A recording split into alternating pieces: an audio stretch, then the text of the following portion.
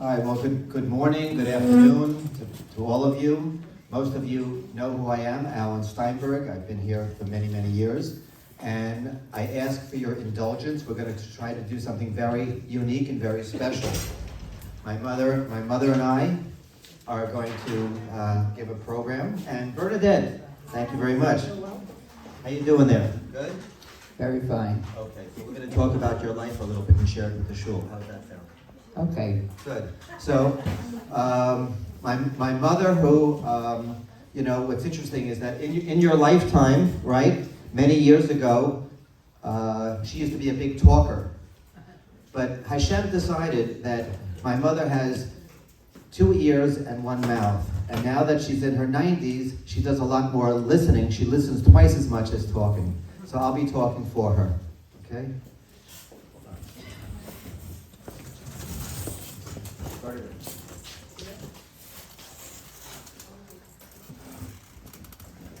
So all of you who know me a long, long time, and some of you know me since I was really a little boy, right? Frida Lewinter, we would go back a long time, or Henry Katz, and so forth. Some people know me really since I was single digits. So it's very special to be here in the Great Neck Synagogue, in a room that is also, part of the room is named after my father, Phil Steinberg. So when I was the youth director here, we dedicated that room. So this is very special.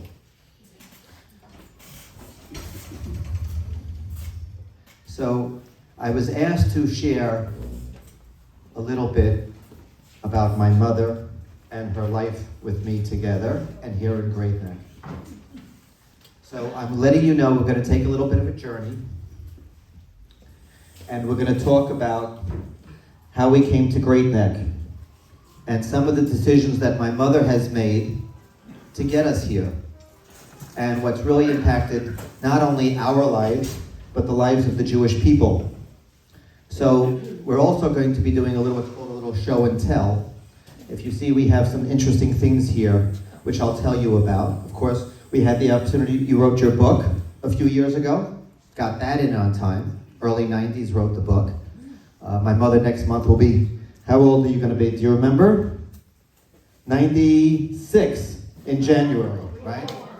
So we wish everybody here good health and so forth. So we're going to talk a little bit about some of the stories of what brought us here and how we got here, and some stories of your life.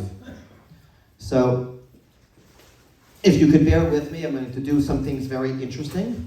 I'm going to talk for a few minutes. I'm going to share some pictures. I'm going to share a few videos, and then talk a little bit why she wrote the book and how she wrote the book and so forth. Okay? So please bear with me. This is not my expertise, but I'm going to try to make it as interesting and fascinating and as entertaining as possible. I, of course, thank very much the Chaverim, Cindy and Michelle and your committee for inviting us here. And so here we go. So where do we start? Today is December 7th.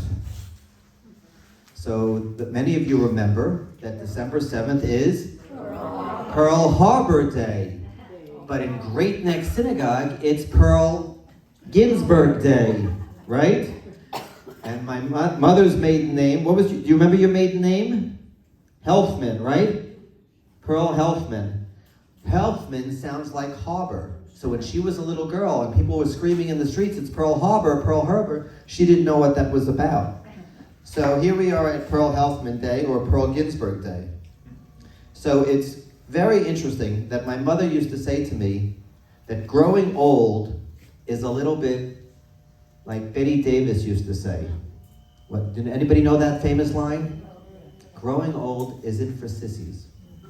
There are challenges. Isn't for sissies. You got to be tough to grow older. And then my mother used to say, right, when you become 80 years old, she used to say, every year is like a dog year. This is her idea. Every year, when you're 30 and you become 31, it's no big deal. Or when you become 50 and you become 55, it's no big deal. But when you're 80, to become 81, or when you're 90 to become 91, your body changes in such a way, maybe Dr. Sasto, you can agree, that it changes so much, you almost feel like it's 7 years.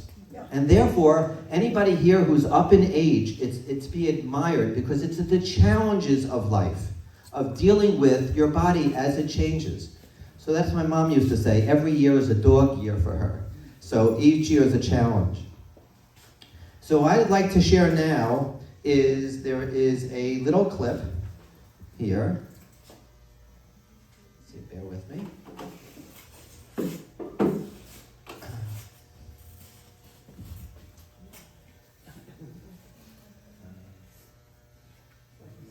Before 12.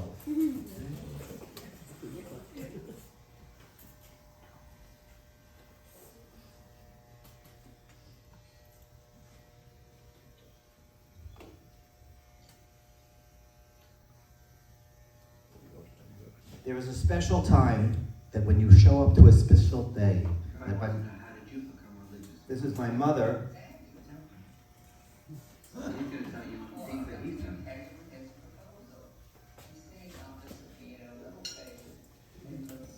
How she met my dad.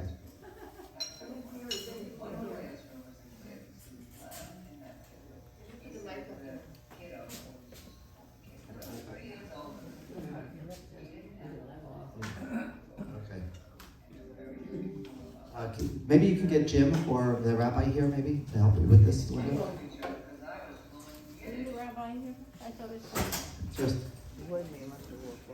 This is rabbi.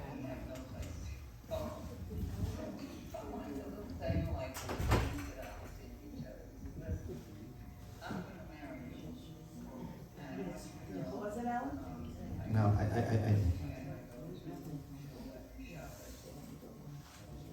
So I will continue on because that's what happens in show business. Okay? So, she is describing how when she was 19 years old, do you remember at 19 you went to CCNY college? And she went for a bachelor's degree, the first one in her family. And Rabbi, do you know how to get this screen off? Okay. Ah, there it is. Thank you. And do you know how to, Rabbi, one more question. How do you get the volume up? There you go. Not through yet.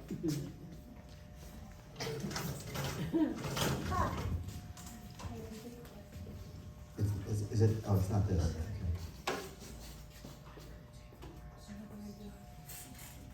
Everybody wants to know, how did you become religious from dad, right? He's going to tell you things that he's done. There you go. In the students' lounge, which was a classroom. One classroom was the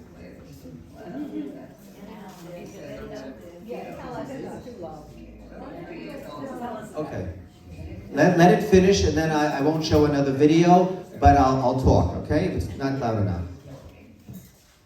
And we could speak to each other because I was fluent in Yiddish. So he says, yeah, I'm fluent to you. Well, we have no place to go.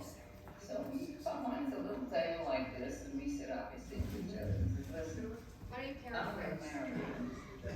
And I want you to know, I eat kosher only and 30 seconds. every Shabbos. And That's like 5 years. I live in Brooklyn.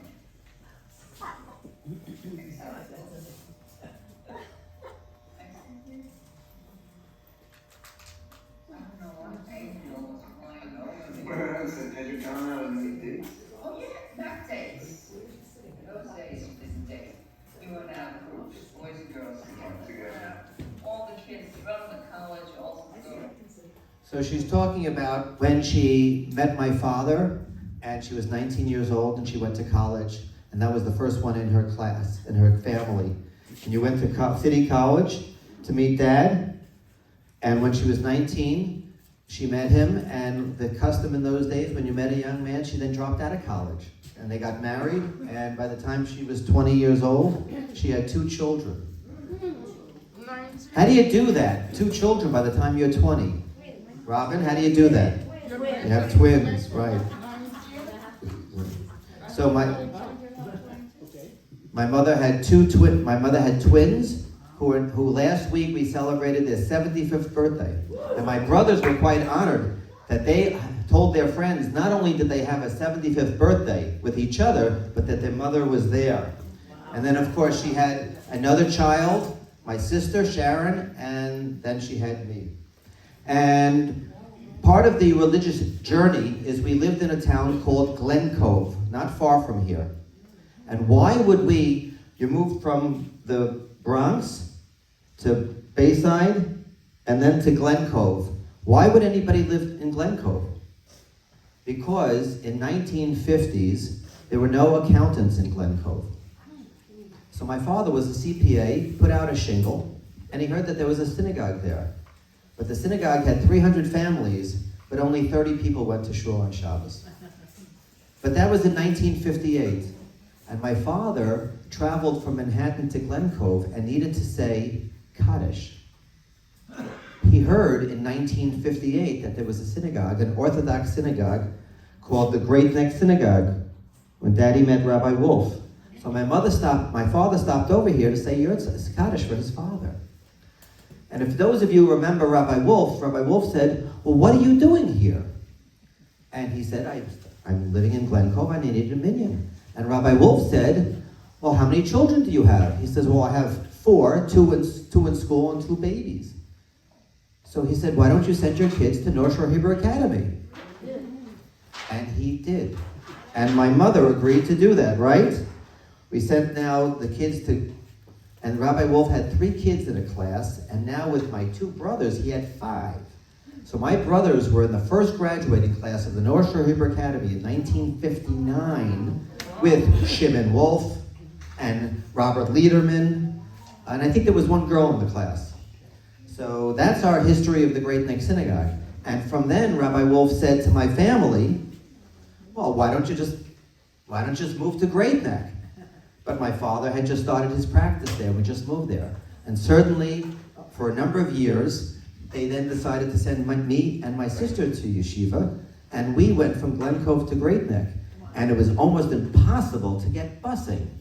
But you know, there was a very, very young, handsome Henry Katz, okay, who was helping out on the board of the directors, and he was helping out the transportation, and he helped us get a busing from Glen Cove to Great Neck back in the early 1960s. Henry, thank you very much for that, okay? So, and then finally, we moved to Great Neck in 1970, and it was a very, very big deal to move here. Do you remember, in your book you describe, my mother said to my father, with my sister being 16 and very attractive, that her friends in Glen Cove were allowing their daughters to date non-Jewish men. And my mother said to my father, my daughter is 8th grade, North Shore River Academy. She can't go from Glen Cove now into Queens, so we have to move to Great Neck. Otherwise, Sharon was going to marry perhaps a non-Jewish guy. So how does my mother get my father to move? Do you remember? In the book you wrote, I'm moving. So my father said to her, well, why don't we try it out? If you can find a house for rent in Great Neck, we'll try it out. Knowing that now today more so, but 50 years ago, it was almost impossible to find a rented house. But we found a rented house, and it was right in the backyard of Milt Mitzner. Where's Milt? Is he here? Yes. Milt, right? So we found the house on Devon, we rented the house, and we moved to Great Neck in 1970. And yes, my sister went to Queens Yeshiva, and so did I. And when my mother was 40 years old, she decided for the purposes of the furtherance of Jewish education, we needed to get out of Glen Cove, because there were no religious people there. So that was a major decision that she made that brought us to our lives, that brought us to Jewish lives here. So now, you don't get to be, as you all know, you don't get to be a certain age. We're going to talk about Daddy, okay? And how, after we moved to Great Neck, just a few years later, my daddy got sick. Ay is right. And here we moved to Great Neck, and he got sick. And he was a very young age. He was, which I'm sure I now think it's young. I'm not going to say the age just yet. When my daddy died and people said to me, oh, your father is so young, I didn't think so. I was just turned 19. My father was the ripe old age, very old, at 53. I didn't realize how young 53 was until I became 53. And now 53 is way in my rearview mirror. Sorry to tell you that, Henry, okay? So, okay, right? I'm looking back at 53 at least more than 10 years. So my father got sick, and we had to live without him. And it was very difficult. That's why we raised the money for the youth program. I was the youth director here. Got money out of his clients for that. And then we moved, and then I'm going to tell another story. My brother, at the age of 30, because he needed therapy, started jogging. And he started jogging, and the guy he was jogging with, he had lost his aunt. And my mother there's a shidduch. My brother introduced my mother to David Ginsburg, right? So my mother was married to my father for 31 years, right? Then you were married to David for 26 years, right? But that's not where the story ends. I'm going to show you some pictures. When my mother was 80 years old, she was going to Palm Beach, and she met a man there. And she was looking to buy a ticket for the train. And the man said to my mother, may I help the lady out, young lady out? And my mother said to him, you can help me out. I don't see any young lady here. Because my mother at the time was 80 and he was 89. And he fell for her. And he wanted to marry her. Remember Bill? And why didn't she get married a third time? Well, Bill was married to his first wife for 67 years. And what was her name? Right, Pearl. So he called my mother when they were dating, Pearl 2. And my mother said, that's it. I'm not Pearl 2 to anybody. And some people would say she didn't want to get started with a man who was 89. But the truth is they dated very seriously back and forth until he was 96. And he was from Palm Beach, and he came up to Great Neck, and he joined the Coast Guard here in Great Neck. So he was the oldest member of the Coast Guard at the age of 96. What? Get to the funny part. Oh, well, I'm trying to be. I'm trying to be. But it's hard to be funny when we talk about, but, you know, there's an expression, and I don't want to use it lightly. I don't want to use it lightly, and all of you, I'm sure, are in some way are survivors, right? So my mother was a widow twice, lost her boyfriend another time, and then I'm not going through a medical history, but my mother is the twice survivor of breast cancer, twice survivor of skin cancer, and surgeries for all of them. And we went, about 10 years ago, we went to the Yankee game, and she had a heart attack at the Yankee game and needed stents. So if you look at my mother and you look at her medical chart, you say, she can't be here. And you should know is that at her age, every Shabbos, even this past Shabbos when it was raining, she was in shul. Shabbos morning we should be where? Where should we be? You sure? It's in shul. She's absolutely right. And every Shabbos she comes to shul, okay?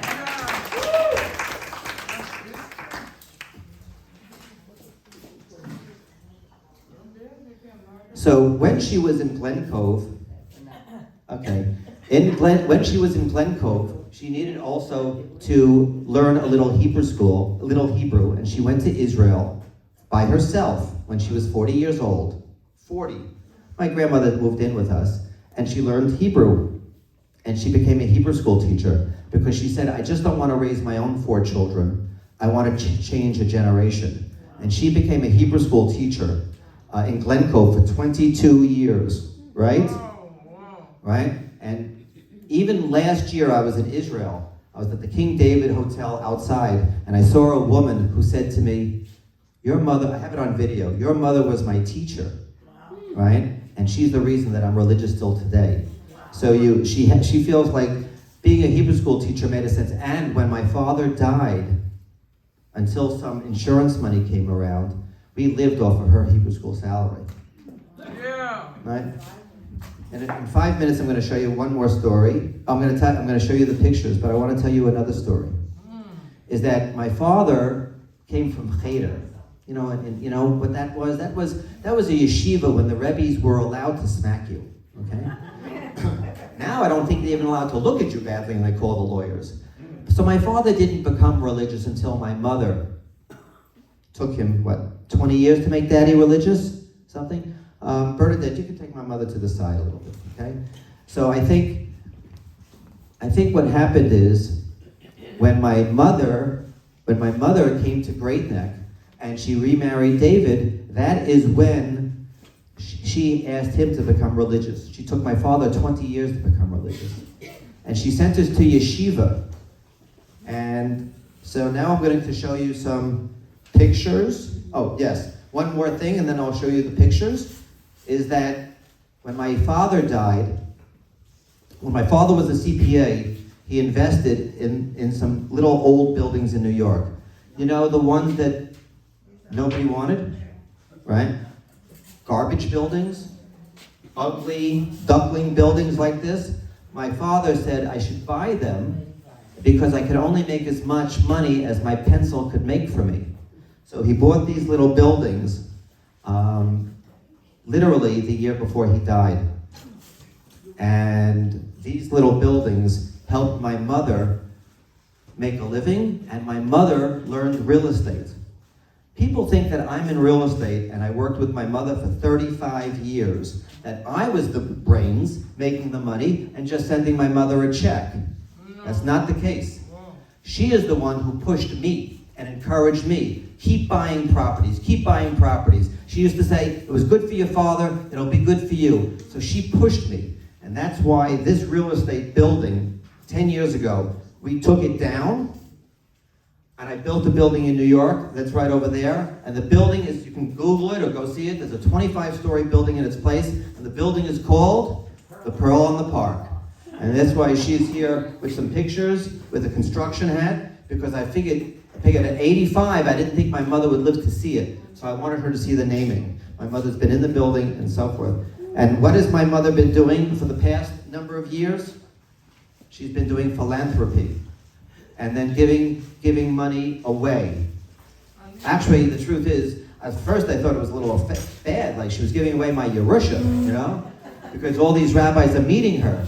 But she really does have been giving money away, helping out many institutions and helping them. So I wanted to share with you a little collage, if you could, and then we'll finish up, okay? It's not a video, so it's just a collage that I put together. Some of the pictures are in the book, and I said, again, I speak for those who were not here earlier.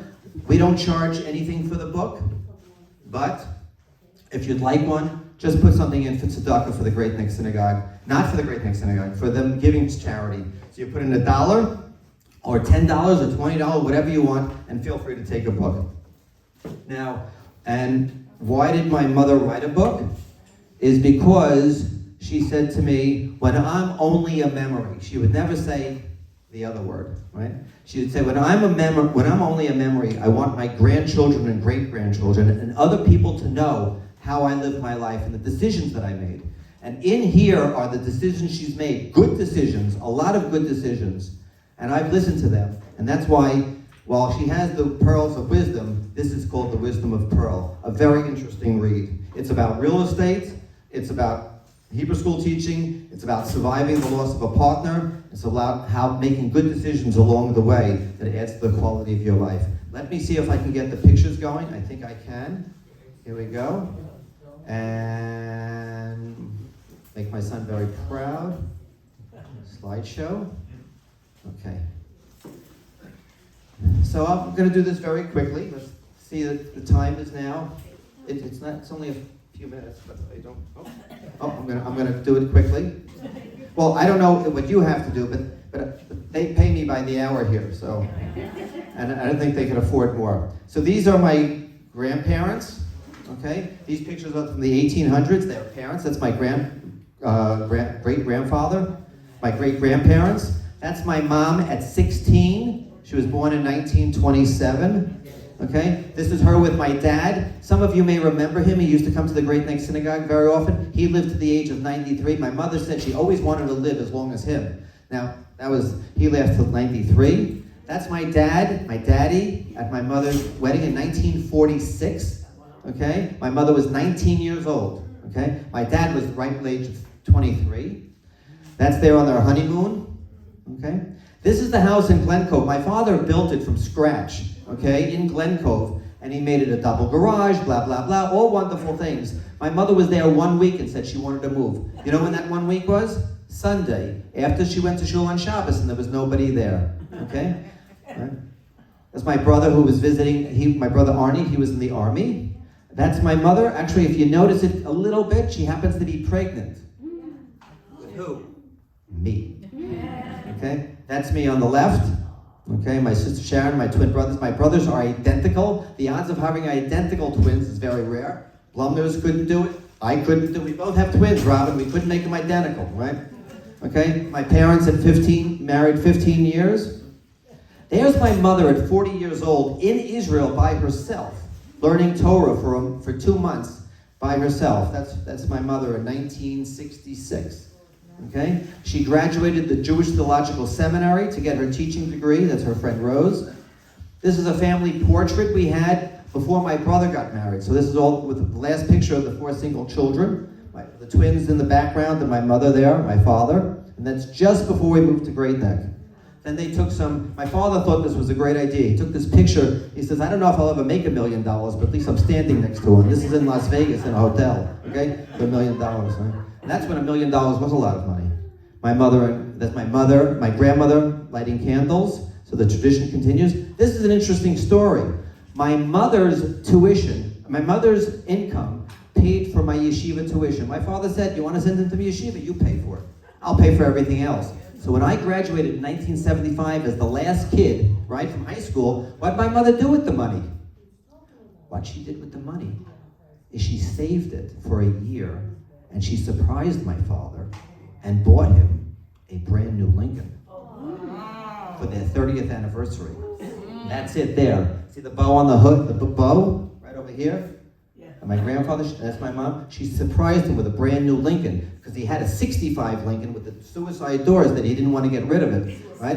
And my father would say, oh my God, wait till I tell the guys in shul, they're going to freak out. They're going to So, but he only had the Lincoln for 6 months. We know why.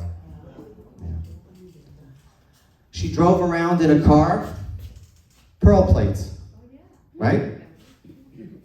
My mother, when my father died, she would go out by herself and was afraid.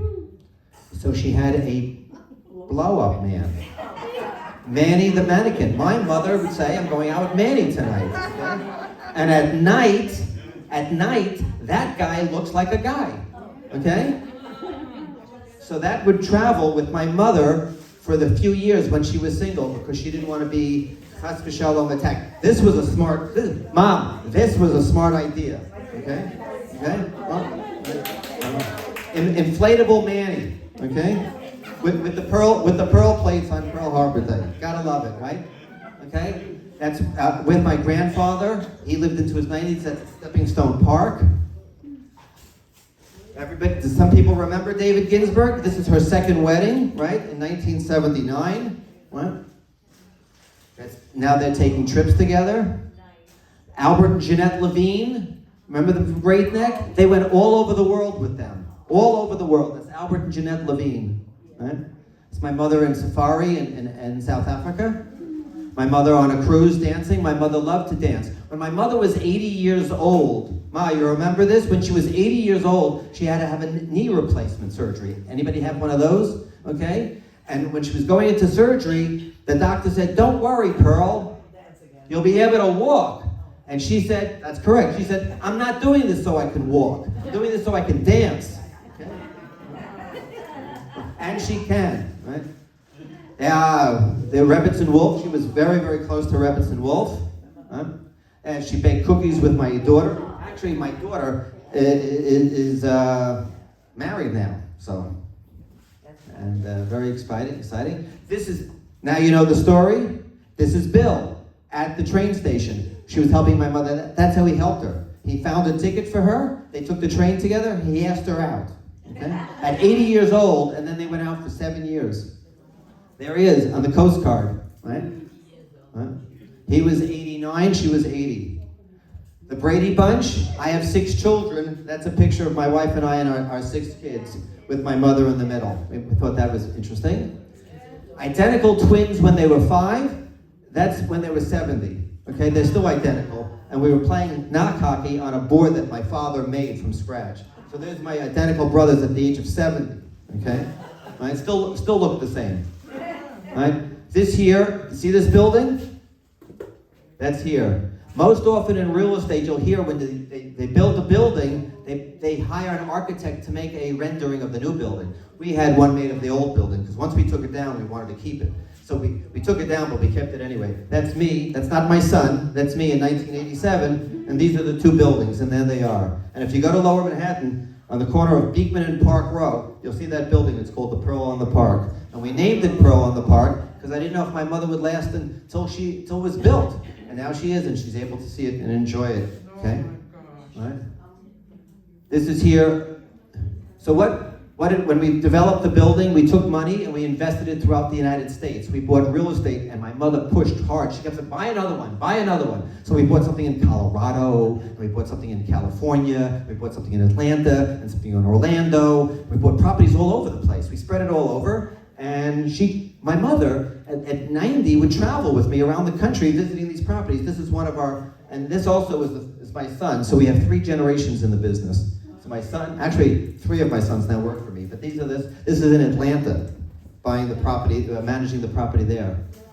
This is in Palm Beach. She would wear this pink hat for construction, Pearl on the Park, and people would visit her on Purim in Palm Beach in her hotel.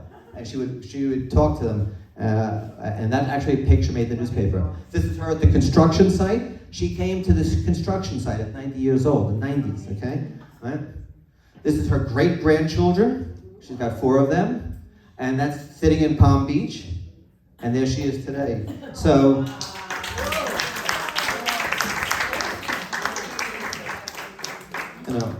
I just wanted to share that, we see each other so many times over the years, and each of us have our own story. How did we get here, okay? And Michelle sees my mother in shul every Shabbos and says, would you like to tell her story, right? How did she get here, and what's she all about? And I thought it would be a nice idea. My mother and I thought about this a little bit and said, why don't we present it here in addition to her book, but share it with the community, and maybe, that this will inspire each of you in your own way at the appropriate time. Whether you have a book, or whether you have a son, or you have some show and tell, that's not important. Oh yeah, show and tell, this is the construction. When we built the building, there's a Pearl in the Park, right? But all I can do is I encourage you to share your story, because all of you, I would love to know more about all of you. And don't you know that sometimes, and I'll leave on this note, sometimes when you go to a funeral and you hear the story from the spouse or the children, don't you sometimes say, oh my God, if I had known that, or I would have liked to talk to them about that. We find more about people at their funerals. And isn't it nice that the Chaverim Center opens this up so we can talk about my mother in the present tense? And you can go over there and say, Pearl, I didn't know you were a Hebrew school teacher. I didn't know you did real estate. I didn't know you bought your husband a Lincoln. I didn't know anything about you. It's a pleasure, and tell her in her lifetime. So hopefully all of you are inspired in your own way to tell your story. Thank you very much.